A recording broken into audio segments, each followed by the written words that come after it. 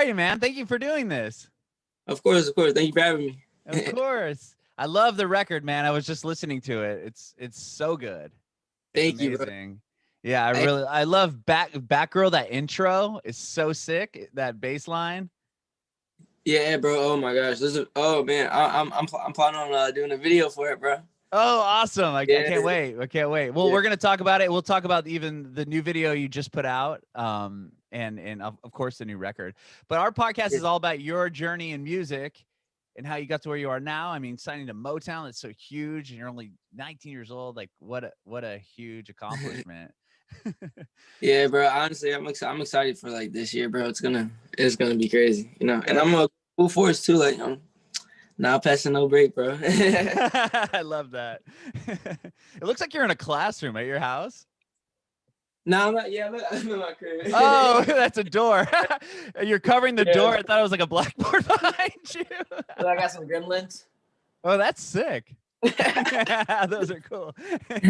Right on, man. Well, so I did read that you were born in Baltimore. What was that like? What was like growing up there? It was cool, you know, pretty suburb, like where I actually grew up. Cause I came from moving from the city of Baltimore into like Perry Hall, and that's like the place where I kind of like remember growing up the most as a kid. So, you know, I had a group of just 4 friends. Like I didn't really talk to nobody. That was it. It was just them. But you know what's funny is my friends is all the people that are like the 4 friends I got. One of them was good at throwing parties. You know what I'm saying? So it's like So like that's like out of it was just it opened up a world for more people. Yeah, I would think. Yeah. That was like 4 people. Yeah, he like helped me on my journey opening up like the people more kind of. But yeah, it was just like it was cool. That's kind of where I started doing music. That's where I went to school, middle school, elementary, high school. Never really had no problem. I'm not gonna lie to you. I was suspended a lot in elementary. But it was a lot of the time for some stuff I didn't do. Oh yeah, you're framed. Like, and they hated me because like it was like I was always just in the wrong place at the wrong time. I don't know. I just think my four friends were just reckless. That's awesome. Well, how did you get into music? You talked about getting into music around that time. How did that come about? Yeah, I had a chorus class actually that they were doing a song "Glory" from John Legend for one of the performances, and they were looking for a solo. My teacher, but no one was taking none of the solo, and I never sung in front of people or anything. But this time I went home, you know, tried to sing out the song, and then came back. I auditioned. And she told me, she was like, yes. She was like, this is perfect for it. That's cool. Damn near got it down pat. And I was like, yeah, I'll try, you know. And then I went home the next day actually, and my mom had shown me like the GarageBand stuff. Oh yeah. Like put like loops down and everything. But I found one of the instrumentals to the Glory from John Legend song, and I remade it and came back to school and showed them like the whole remade version that I made. And they were like, bro, they started making music, bro. So did you do your own part on it and just use the instrumental as like a loop? No, like I just did a cover to it, but like but then after that I started making my own songs and showing people like just kind of like what I've been working on, and they were like, bro, this is definitely a song. I already had Holiday at the time, you know what I'm saying? So like as soon as I like had started that, like that just came from like, you know, like me always kind of just being more of the festive one in the group. My brother's kind of growing up. So like I had that nickname in general, but like I just wanted to keep it as something from my childhood and put it to something that's gonna, you know, something be big one day. That's so cool. Yeah. So did you say your mom was showing you GarageBand? Yeah, she showed me. She was an artist back when she was younger. So she used to be really? Yeah, she used to be in a band when I was growing up. So I was always watching like them perform, and like she was just like in a local band, and like I just watched them always practice all the time. It's fun. That's cool. Did you got to go to her gigs and stuff? Yeah, all the time. I always love going to that as a kid. That's so cool. And then to have your mom be the one that teaches you GarageBand, like that's quite the story. Yeah. Wow, that's awesome. Okay, well, from there, like, you know, you're picking up GarageBand, you're doing the John Legend cover. Like, were you always writing lyrics? Like, how did you start putting songs together? I just honestly from there I started, I had got that's around the time when I got my first phone, middle school. So I was going crazy. My first phone was a Nokia. It was a blue Nokia. The little short one with the snake game on it? It was the touchscreen one, the touchscreen one. Oh. Yeah, Oh yeah. Yeah, so I had that, and I used to write my lyrics like in the little note section, and then I would like saying, and I had a rock band mic at the time, so I would just like say it to that. But I used to write down lyrics and stuff, and then it just got to the point like it's funny. I could never finish a song when I first started music. Like really, I could start on a song but never finish it, and I always had hope to get to that point to where I could just, throw out songs and. Like, I'm glad I kept doing that because I don't even write anymore. I just freestyle. Really? It's just like, everything off the top of your head. Yeah, like the last just years just been freestyle. Oh, kind of, and it's not like what you think type of freestyle. Maybe like rapping, but like I'm even freestyling like pop songs and stuff. Like Yeah, I was gonna say I listened to your songs and like it's hooky, man. I mean, you're singing. It's not just like you're going into the booth and just like rapping and then that's the song. I mean, it's all there. We laugh a little. I had just went in and just did that. Oh my gosh! Right off the top of your head? Nothing. No melodies. Nothing. You just went in. And we're like, all right, here we go. Yeah, I was feeling happy, bro. I just said laughing as soon as the beat cut off. Oh man, I love that. That's fascinating that you just go in and do that. And then what do you have to like play it back a bunch to kind of like remember exactly what you did? Yeah. Trust me. It's low key a pain when I have to go perform or something because I have so many songs in the vault that's like going around my head all the time. You're like, is this the right one I did? I think of other lyrics, so I'm going like laugh a little. Thank you. Wait, like no. You're doing your own mashups. That's awesome. Well, you talked about not, starting songs and never finish, like you weren't really finishing them. What was the first song that you finished front to back? And it was actually, it's funny. It's actually it's one of the first ones I did a video to, which was Enemy. Oh wow! Because that was that night, like I had made that song. I made like probably 4 songs that night, but Enemy was one of them. It was after a breakup. Mm-hmm.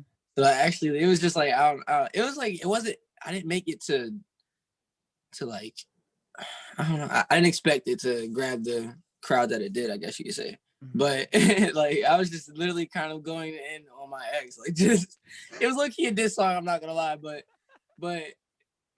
like my fans, I had fans grow from that song and stuff, So like, and they told me they could relate to that. So it was crazy. After that, I just started making more like vibes like that people could relate with. And when I started talking about stuff that I was actually feeling, it was easy to say like stuff on the track, Like it's easier to talk about how I actually feel.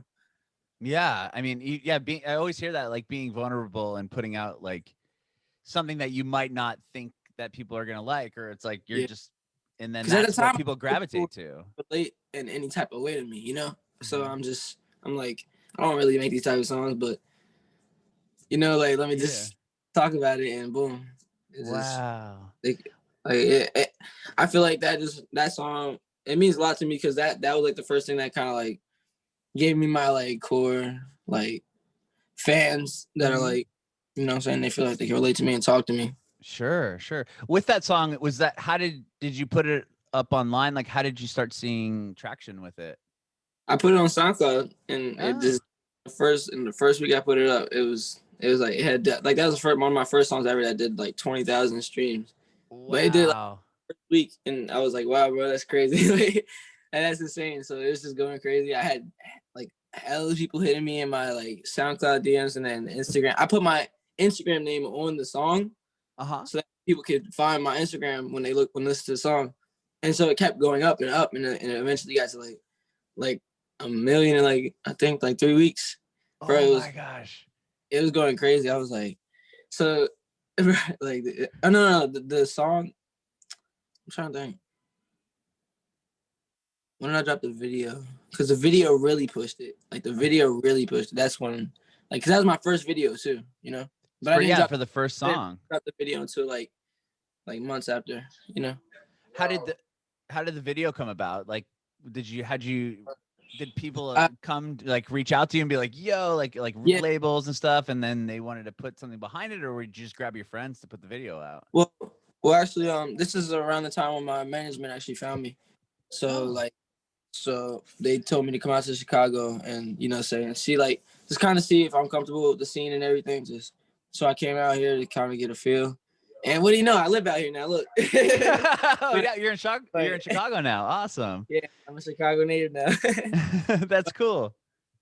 But yeah, they had hit me up, and, you know, I felt comfortable with them. They came out to Maryland too to meet me and my mom actually. So I felt comfortable, you know, and they talked everything out. We read all the papers and everything. So I was like, yeah, this is perfect. Let's definitely work together. And after that, you know, the first thing they wanted to work on was getting my first video out there, because they were like, they kept telling me, they were like, bro, you're a star, and people got to see you. You know what I'm saying? Like, they got to see you. So, and that, you know what I'm saying? After that, I was like, yeah, this music is for real. Like, I got to go crazy. And every time I come back, I got to go crazy, you know? So. Yeah. Were you like, was it kind of scary to try to follow that up, since that was like the first thing you had finished? Well, like, after being my first song ever that's like gaining a good amount of traction, yeah, I was like, wow, I actually made a hard song. Right, yeah. Who mess with it? Like, shit, what do I come back with? Like, now they're waiting for more. Right. But at the time, like, that song was going crazy though.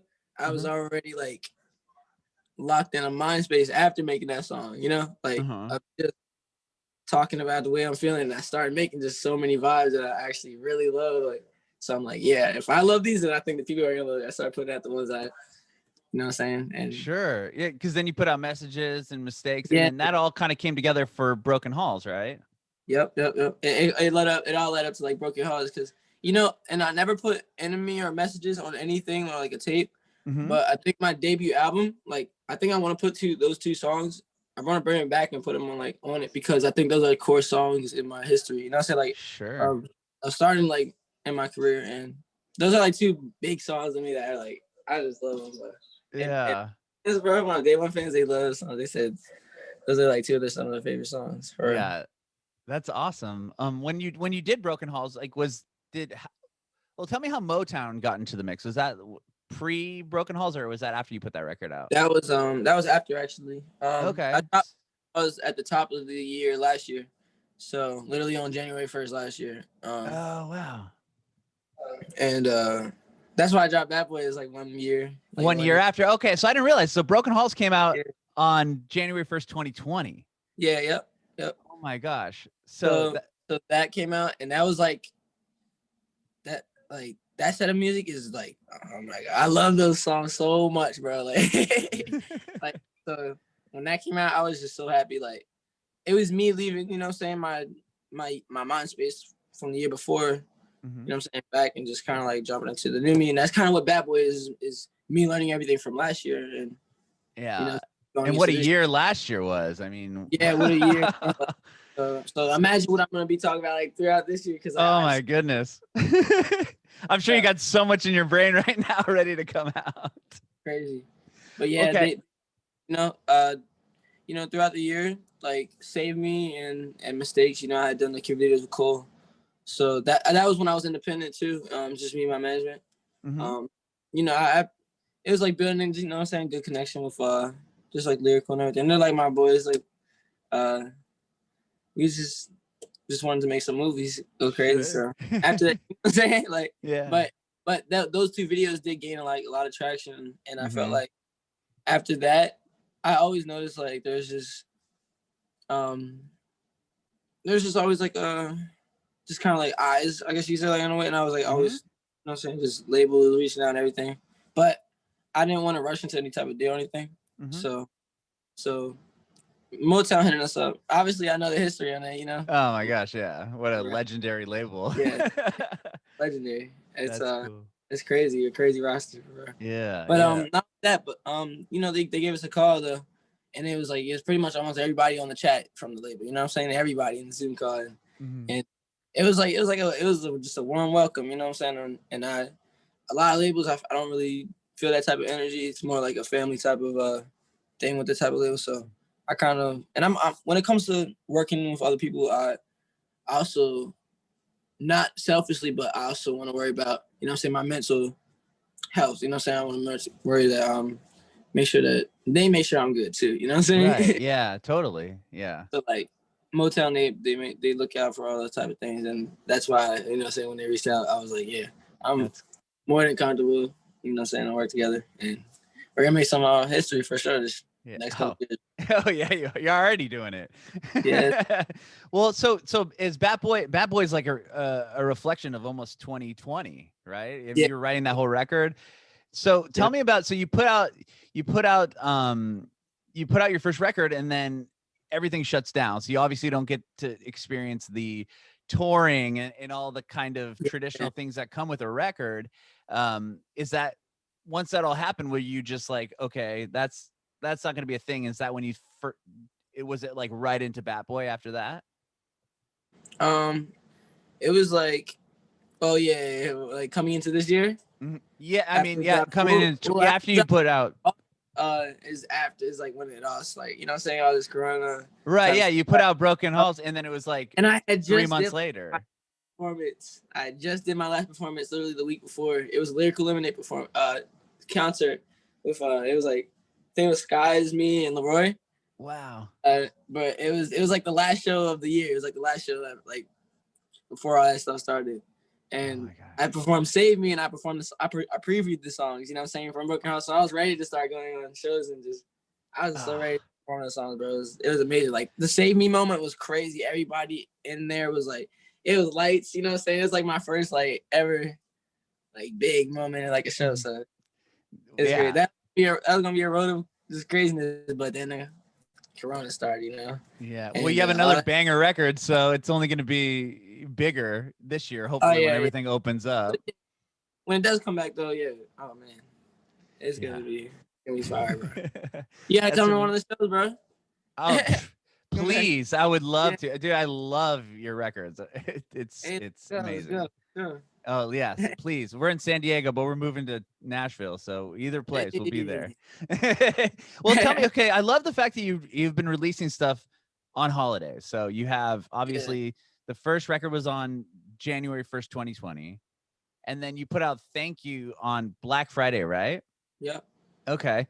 And tell me about that song in the video. I mean, what an impactful video. Wow. Man, when I was making that song, it was just from a personal perspective, and like, but meant in a global, you know what I'm saying? But like, I was explaining that, you know, I have had personal, you know what I'm saying, issues when it came to like drugs before, and I just, you know, wanted to talk about that on the track and tell people like it's not what you need ever. You know what I'm saying? It's not what you need to really get yourself, you know what I'm saying, through situations. So if anything, it's gonna make shit worse, and you know what I'm saying, leading to worse, like, just problems in life. So I wanted to make that known, and I got a young fan base too. So yeah, I mean, you're young yourself, so what a message to put out. You know, I put that in the beginning of the videos, like it's meant in a way of anti, you know what I'm saying? It's saying like in the sarcasm, because all it does is make things worse, you know what I'm saying? So I wanted it to just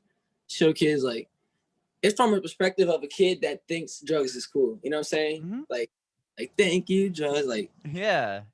And that's kind of a thing. People like high school, it's kind of like the cool, you know, rebellious thing to do, right? Yeah, and it's like, it's not what you need to. The video though, man, I was like when the blunt is burning and it goes into your throat and it does like this crazy thing and it's like shows your heart, like that was such a cool music video. Yeah, bro, the visuals were insane, bro. Nick Jandora is crazy. He's crazy. Yeah, that was seriously one of the coolest videos I've ever seen. I was like blown away how rad it was done. Yeah, bro, insane. This year I'm trying to go even crazier movies for real. Yeah, no, I mean, we'll talk about Nobody. That video is so sick as well, man. I love it. Yeah. How'd you seen it, bro? That is crazy, right? Yeah, it's so crazy. You like you got shot, or like you're running through the field and you're like bleeding. I mean, yeah, it's epic. But well, I want to go back real quick to Laugh a Little. Laugh a Little you put out on Christmas Day. Was there a reason that was the song you chose? You know, to lighten the mood actually after talking about a drug, you know what I'm saying, a drug type of situation, because I don't want people to think that I just make that type of music at all. You know what I'm saying? And I test around too. So, and I wanted to show them like this is a little taste of what you can hear from me, and then maybe I'll switch it up and you might hear this from me. You know what I'm saying? Like just show people that I can go out of the box and just not always be just held in the same place, you know? Yeah, not as so serious all the time, so to Exactly. speak. Yeah. Move and have fun with it, you know? Yeah, nice balance. I like that. Yeah. And then with so Nobody, the video we were just saying is epic. Like how did that video come together? I'm sure it was a difficult process with the current state of the world as far as like getting people together to shoot the music video. Like how did that all happen? Yeah, actually that was just that was like a running gun. We were just kind of moving around like Chicago. It was, oh, really? Yeah, it was September. No, it was October actually. October we shot that. Yeah, we were just running around. We found like we went up to this all the way up to this forest in Illinois though. Like it was like an hour away. Just went up to a forest and we shot like a lot of the video just running around the forest and stuff like that. We had you know what I'm saying? It was literally just 4 of us. One of them from Lyrical. Jake, Lil Jake, he was just coming around and we were just finding like raw scenes to shoot. And my other boy, Anthony, he's the one that's shooting the video. That's like me and Jake's like best friend too. That's cool. So it was like a hella like just fun video to shoot. We were just moving around having fun with it. Yeah. And it's all your friends, like small crew, your friends just going around. My brother had like came out that weekend to surprise me in Chicago, so he was coming around with the video with me. So the whole video was just fun to shoot, you know. Oh, cool. Is your brother older or younger than you, if you don't mind? He's older. He's probably pretty stoked on your success, I would imagine. Yeah, bro. He always tells me, he's like, bro, that's crazy.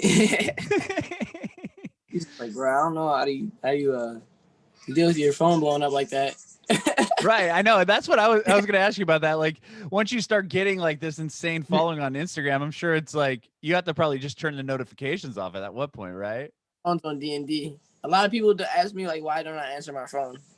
Like, it's on D&D. It's on D&D. It's on D&D. That's your next song. It's on D&D. Yeah. I gotta drop a song about that because too many people to ask me like, why don't I answer? That's amazing. Well, what was your favorite part about this new record, and what was different about it as far as putting it together from for your first release? I feel like this one was kind of more personal, you know, because it's like it's just me talking about kind of I don't really, you know, hang around that many people at all. So this is more of a track, just me telling people like I'm just kind of on my own thing and you know what I'm saying? I don't trust nobody. Yeah. With with the current state, I mean, obviously you went through it last year with putting out your first record. Yeah. And I mean, you put out a fantastic album. I mean, I don't know how much of it was related to being stuck inside, or I'm sure a lot actually, but with this release now, you're still kind of in the same situation. How are you doing like live stream performances? Like, how are you kind of getting your performance bug? I actually did a live stream with Rolling Loud back in September, but they're gonna do some more, and actually they're planning to do the Portugal.